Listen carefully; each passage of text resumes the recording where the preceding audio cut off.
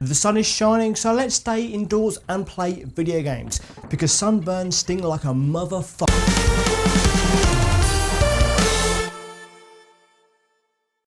This week, the Retrogaming Chart Show takes a look back at the top 5 SNES games from the charts of August 1995. Now, this chart was originally published in issue 165 of the popular multi-format magazine Computer and Video Games, also known as CVG. So, how does the summer affect video game sales? Well, summer was never really a time for major new releases to be published, so there's a couple of interesting placements here. So without further ado, let's take a little look. We are starting off our chart with our number 5 entry, Rare's Donkey Kong Country. This platformer was a ridiculously popular and successful game thanks to a gigantic marketing effort by Nintendo, as well as the game's visuals that were touted as being designed with the same tools that were used in the hit Steven Spielberg movie Jurassic Park. Now, while that was sort of true, what no one really mentioned is that these sprites were merely digitised for use on the SNES in the same way that Mortal Kombat's live action footage was digitised. The game's graphics were certainly impressive at the time, but in no way were they a match for the fast approaching 32-bit consoles, despite what the marketing may have implied. As for the game itself, it's a decent platformer. Truth be told, it's not Super Mario, but it does contain some great mechanics and plenty of secrets for players to squeeze from the game. Street Fighter 2 was an ever-present fixture of SNES owners' libraries, and the final upgrade to the massively popular fighter comes in at number 4 this month. Super Street Fighter 2, the new Challengers, adds 4 new challengers to the already packed roster, makes tweaks to the existing fighters to compensate, and improves the graphics and sound. Purists might swear by Street Fighter 2 Turbo Hyper Fighting, but for sheer content, this one is probably the definitive version.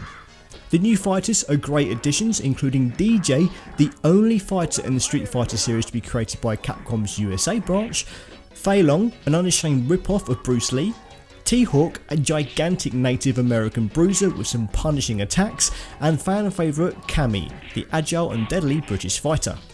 Oh, and it's this game's roster that was the basis for the Street Fighter live action movie, but we won't hold that against them anymore.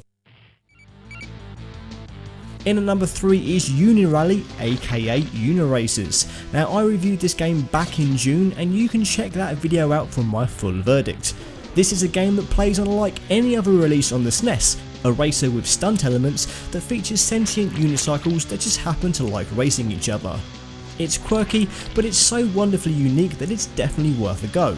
Unfortunately, you'll find it tough to play this game legally due to it being taken off shelves after a legal battle with Pixar Studios of all people. Still, it's good to see that it was at least relatively successful before it disappeared from shelves forever. On to the sports games at number 2. Now, usually you'd expect me not to say much about a football game, but that's where you're wrong, because International Superstar Soccer is the only sports game I ever owned for SNES. Konami's take on the beautiful game was a brilliant alternative to EA's FIFA series of annual releases. It looked great, sounded amazing, and was one of the best playing football games around. Yes, it's true, I actually like a football game.